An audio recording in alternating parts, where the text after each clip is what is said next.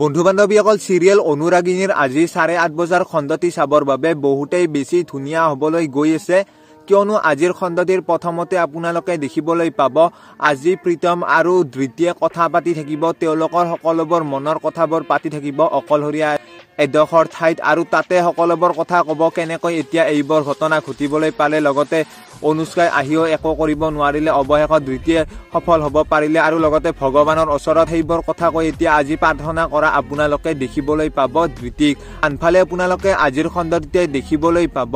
আজি ঋতিকাই বহুত বেছি দুখ কৰিব আৰু লগতে এইবোৰ যে আগতে কামবোৰ কৰা নাছিল পাকঘৰতো সেইবোৰ কথা এতিয়া নিজে ভাবি এতিয়া পাকঘৰৰ সকলো কাম ভগাই ল'ম বুলি ক'ব আৰু ডাঙৰ বুৱাৰী হিচাপে তেওঁৰ দায়িত্ব আছে এইখন ঘৰৰ ওপৰত আৰু লগতে জ্ঞানৰ পঢ়া শুনা এতিয়া তেওঁ বহুত বেছি চোৱা চিতা কৰিব আৰু ঋতিকাৰ কথাবোৰ শুনি এতিয়া ঘৰৰ মানুহবোৰে বহুত বেছি মনত আনন্দ পোৱা আপোনালোকে আজিৰ খণ্ডটিত দেখিবলৈ পাব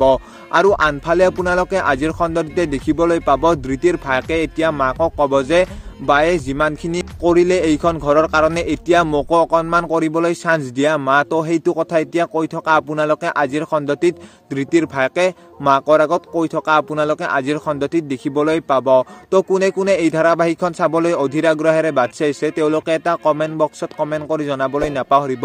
আৰু যিবোৰে এই চিৰিয়েলখন চাই ভাল পায় তেওঁলোকে এটা ভিডিঅ'টোত লাইক আৰু চেনেলটো ছাবস্ক্ৰাইব কৰি যাব